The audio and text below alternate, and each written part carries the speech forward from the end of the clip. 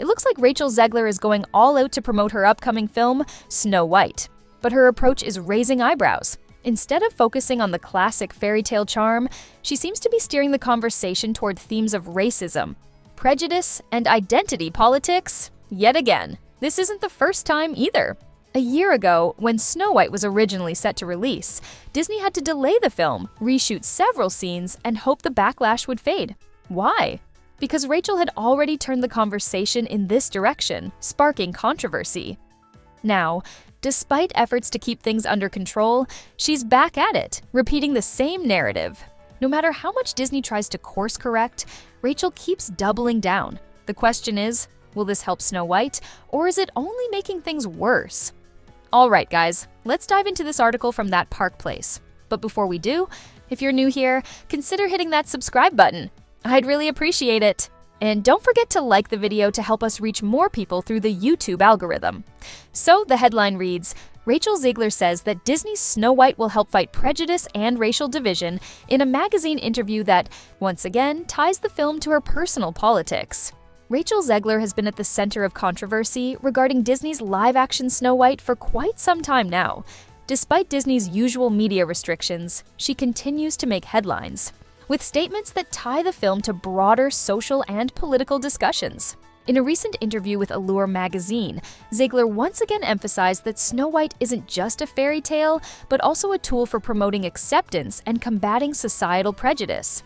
Now, while diversity and inclusion are important topics, many fans feel that a classic story like Snow White should remain focused on its original themes rather than being used as a platform for political discussions. After all, when audiences think of Snow White, they expect an enchanting, nostalgic experience, not necessarily a commentary on modern social issues.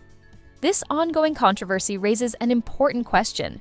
Should actors separate their personal beliefs from film promotions, or is it inevitable that these discussions will influence major productions? Let me know what you think in the comments below.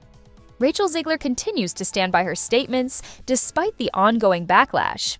It's surprising that Disney seems unbothered by the controversy, but at this point, it appears they've accepted the direction she's taking. Her latest comments come in the midst of months-long discussions surrounding Snow White, once again bringing attention to the larger conversation about race and how Hollywood approaches diversity.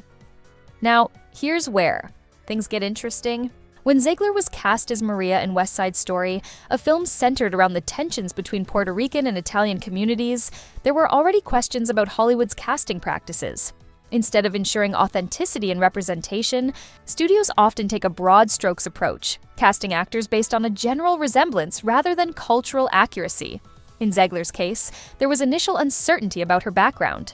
While Maria is a Puerto Rican character, it was later revealed that Zegler is of Colombian descent. Hollywood's response? Close enough. This reflects a larger trend in the industry, where studios sometimes overlook cultural specifics, treating different ethnic groups as interchangeable.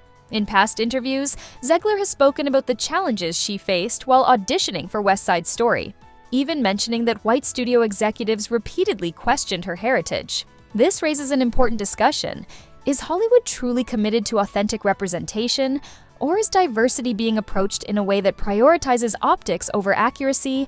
One of the key reasons for the confusion surrounding Rachel Zegler's background is her last name. It doesn't immediately indicate her ethnicity. As she once explained, "There's confusion because I don't have a single ounce of Latin in my name.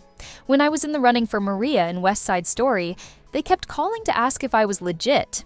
I remember thinking, do you want me to bring my abuelita in? I will." Ultimately, it was director Steven Spielberg who personally stepped in and advocated for her, securing her the role. However, an important detail often gets overlooked. While Zegler is of Colombian descent, Maria in West Side Story is specifically Puerto Rican. Yet, Hollywood treated this distinction as unimportant, highlighting a broader and ongoing issue in the industry's diversity efforts. This isn't an isolated case. Time and again, Hollywood has cast actors of one ethnicity to portray another, often treating Latino, Asian, and other cultural identities as interchangeable. We've seen Chinese actors playing Koreans, Japanese actors portraying Chinese characters, and similar casting choices across the industry. all while studios continue to emphasize the importance of authenticity and representation. And it's not just Hollywood. The gaming industry has faced similar criticisms, where diversity, equity, and inclusion are often promoted in name but not always in execution.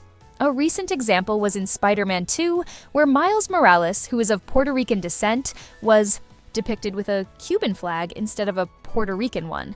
It's this kind of surface-level representation that makes people question whether studios truly care about diversity or if it's just about optics. At the end of the day, many of these so-called diversity efforts appear to be just that: superficial gestures that prioritize image over genuine cultural accuracy.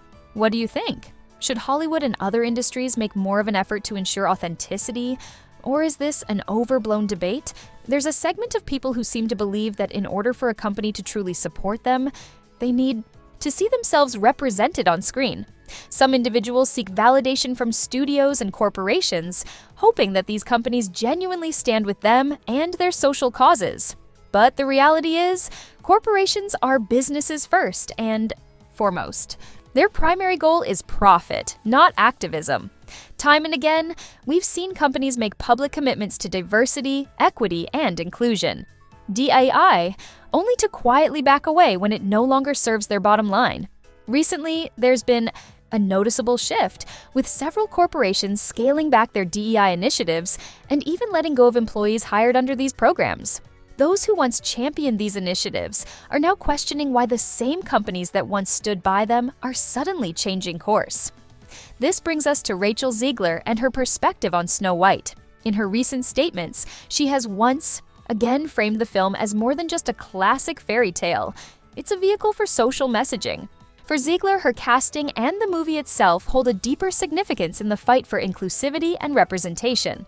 But this raises an important question. Should films primarily serve as a means of storytelling, or should they be used as platforms for broader social and political discussions? Rachel Zegler recently addressed her casting in Snow White, stating, "The reality is, I was given a chance because I could sing." While this may seem like a simple acknowledgement of her talent, it overlooks a broader trend in Hollywood, one where studios increasingly prioritize race-swapping characters in the name of progress. Zegler also shared her thoughts on diversity and inclusion, saying, "My only prayer for the future of diversity and inclusion is that we invest in and nurture talent, no matter what they look like." It's an admirable sentiment, but it raises an interesting contradiction. If true inclusivity means focusing on talent regardless of appearance, then why do DEI, diversity, equity, and inclusion initiatives often center around identity-based hiring? This is where the debate intensifies.